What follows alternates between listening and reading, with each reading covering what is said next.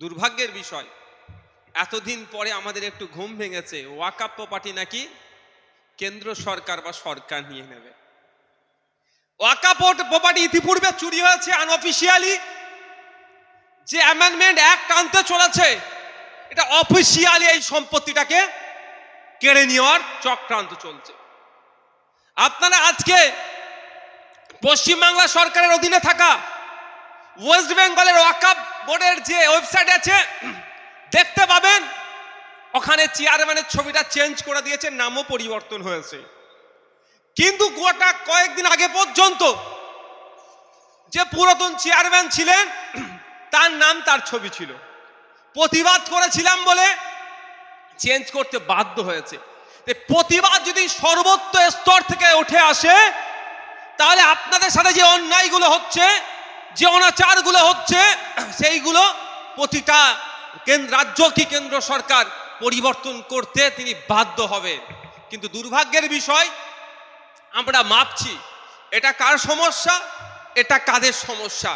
এই কার সমস্যা আর কাদের সমস্যা মাপতে গিয়ে আমরা প্রত্যেকে কিন্তু ওই দুর্যোগের দিকে এগিয়ে যাচ্ছি। তাই উপস্থিত বন্ধুগণ, আপনাদের উদ্দেশ্যে আমি গুটি কয়েক কথা বলবো ওয়াকফ নিয়ে, কারণ ওয়াকফ নিয়ে অনেক কথা হয়েছে। আমি আবার সেই বিষয় দেবো না। আমাদের হয়তো এক বিষয় বারবার করলে শুনতেও ভালো লাগবে না। আর পরে কোনোদিন যদি কোনো সময় বেশি করে পাওয়া যায়, বিস্তারিত আলোচনা আমি করব। প্রথমেই বলে রাখি, যেই সংশোধনীটা আনতে চলেছে কেন্দ্র সরকার বা আনার চেষ্টা করছে, এর মূল লক্ষ্যটাই হচ্ছে ভারতবর্ষের যে সমস্ত ওয়াকফ প্রপার্টিগুলো আছে সেইগুলোকে কেড়ে নিয়ে পুঁজিপতিদের হাতে তুলে দেবে তাদের ব্যবসা বাণিজ্যের জন্য। ঠিকই বিগত দিনে আমরা কি দেখলাম, জল জমি জঙ্গলের স্বাভাবিক অধিকার আদিবাসীদের, এসটি কমিউনিটির। কিন্তু দুর্ভাগ্যের বিষয়, আদানি আম্বানি সহ পুঁজিপতিদেরকে লাখ লাখ একর জমি আদিবাসীদের কাছ থেকে কেড়ে নিয়ে তাদের শিল্পপতিদের হাতে তুলে দিচ্ছে। আর দিনে আর কি বলছে, সবকা সাথ সবকা বিকাশ বলে বড় বড় ডায়লগ বাজি করে যাচ্ছে। ঠিক এখন নজর পড়েছে ওয়াকফ প্রপার্টিগুলোকে নিয়ে ওদের ওপরে দিতে হবে, ওদের হাতে তুলে দিতে হবে। মুসলিম সমাজের পূর্বপুরুষেরা ধর্মের জন্য, মাদ্রাসার জন্য, মসজিদের জন্য যে সম্পত্তিগুলো উৎসর্গ করে গিয়েছিল, সেই সম্পত্তিগুলোকে দেখভালের জন্য, রক্ষণাবেক্ষণের জন্য 1954 সালে, তার আগে থেকে অবশ্যই দেশ পরাধীন ভারত যখন ছিল তখনও ওয়াকফ করে গিয়েছে। 1954 সালে প্রথম ওয়াকফ আইন, আপনার ওয়াকফ বোর্ড প্রতিষ্ঠাতা হয়।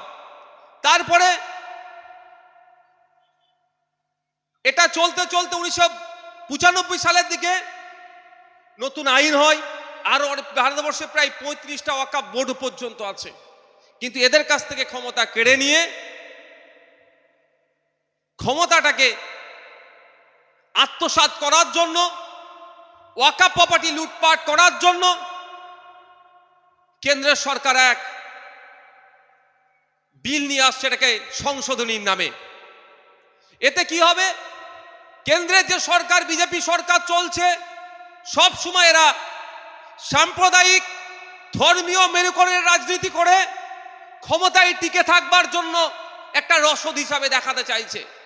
স্বাভাবিকভাবেই যারা মুসলিম সমাজের মানুষ নয় তাদের কাছে এই বার্তা দেবে, মুসলমানদের কাছে থেকে সম্পত্তি কেড়ে নিচ্ছি আমরা, তোমরা আমাকে ভোটটা দাও।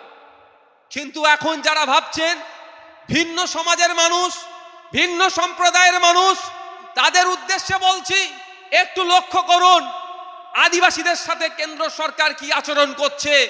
5th শিডিউল, 6th শিডিউল থেকে শুরু করে 2005-এর ফরেস্ট রাইট অ্যাক্ট বাস্তবায়ন তো দূরের কথা, নতুন ফরেস্ট অ্যাক্ট করে তাদের কিভাবে আদিবাসীদের কাছ থেকে জল জমি জঙ্গলের অধিকারগুলোকে ক্রমশ কেড়ে নিচ্ছে। এখন ধরছি ওয়াকফ সম্পত্তির উপরে।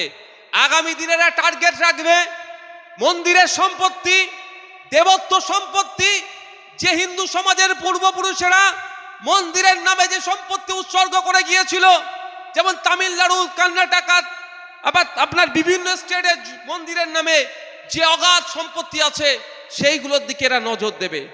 এরা নজর দেবে এনজিও যেগুলো আছে তাদের যে ওয়াকফ সম্পদ, তাদের যে সমস্ত অগাধ সম্পত্তি আছে, ট্রাস্টের নামে যে সম্পত্তি আছে, গির্জার নামে যে সম্পত্তি আছে, বিভিন্ন এই ধরনের যে সম্পত্তিগুলো আছে একের পর একটা তারা কন্ট্রোল নিতে চাইবে। তাই বন্ধুগণ যারা উপস্থিত হয়েছেন, মিডিয়ার মাধ্যমে যারা শুনতে পাচ্ছেন, আমি আপনাদের বলবো এইটা যে ওয়াকফ অ্যামেন্ডমেন্ট বিল নিয়ে এসেছে এই বিলটা কোনো প্রয়োজনীয় নাই। কোনো প্রয়োজন ছাড়া নিয়ে আসার কারণ হচ্ছে এই অ্যামেন্ডমেন্টটাকে সামনে রেখে সাম্প্রদায়িক রাজনীতি করবে, মেরুকরণের রাজনীতি করে ক্ষমতায় টিকে থাকবার চেষ্টা করবে। তাই আমি বলে যাই, আমার ধর্মীয় পরিচয় যদি আপনি জিজ্ঞাসা করেন, অবশ্যই আমার একটা নির্দিষ্ট ধর্মীয় পরিচয় আছে, আমি মুসলিম। তারপরেও ধর্মীয় পরিচয়ের বাইরেও একটা পরিচয় আছে, রাজনৈতিক পরিচয়, সামাজিক পরিচয়, বিভিন্ন পরিচয়। সে জায়গায় দাঁড়িয়ে থেকে এবং ধর্মীয় পরিচয় সামনে রেখেই বলছি, কোনো মতেই সংবিধান প্রদত্ত যে অধিকারগুলো আছে সেইগুলোকে যে সরকারি খর্ব করার যদি চেষ্টা করে, সর্বোচ্চ দিয়ে সেইগুলোকে আটকাবো আমরা। কারণ আমি জানিয়ে রাখতে যেতে চাই যে সরকার আজকে কেন্দ্রের সরকার ক্ষমতায় আছে, যারা সংবিধান পরিবর্তন করার চেষ্টা করছে তাদেরকে জানিয়ে রেখে যেতে চাই, এই সংবিধান পেতে গিয়ে, এই দেশ স্বাধীন করতে গিয়ে যেমন ভাবে বিভিন্ন ধর্মের বর্ণের জাতের মানুষ দেশের জন্য জীবন কুরবান করেছে, আমি যে ধর্ম থেকে বিলং করছি আমার ধর্মের মানুষরা একই ভাবে জীবন কুরবান করেছে, স্বাধীন ভারত দিয়েছে। তারপরে সংবিধান লেখা হয়েছে বাবা সাহেব আম্বেদকরের নেতৃত্বে যে সংবিধান তৈরি করেছে, সেখানে প্রত্যেকটা জাতের মানুষের, বর্ণের মানুষের নির্দিষ্ট করে অধিকারের কথা বলা আছে। ওই অধিকারে যদি কেউ হস্তক্ষেপ করতে চায়, পুনরায় আমাদেরকে ভাবতে হবে যারা সংবিধানের উপরে আগুন তুলছে তাদেরকে শাস্তি করার জন্য সংবিধান দেখানো পথে তাদের বিরুদ্ধে লড়াই করতে হবে। কোনো এক অংশ এক চুল ছেড়ে দেওয়া যাবে না। আর পশ্চিমবাংলার সরকার নাটক করছে, তার একটা দালালকে ছেড়ে কোথায় নাকি কাঁচের বোতল হাতে লেগে হাত কাটিয়েছে, আর কিছু দালাল টাইপের ইমাম দেখি তাকে নিয়ে আবার পুরস্কার দিচ্ছে। দেখলেন না কদিন আগে একটা এমপি কি করেছে, দেখেছেন কি আপনারা? একটা এমপি নাকি হাতের ওই হাত কেটে ফেলেছে, দেখেছেন তো নাকি ভাই?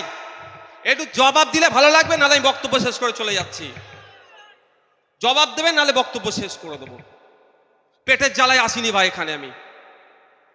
এই সময় যদি আমি জলসা করতে যেতাম আপনারাই 30,000 টাকা আমাকে দিতেন। অনেকে আছে না ভাই, এখানে এসছি 5 পয়সা আমি নিয়ে নি।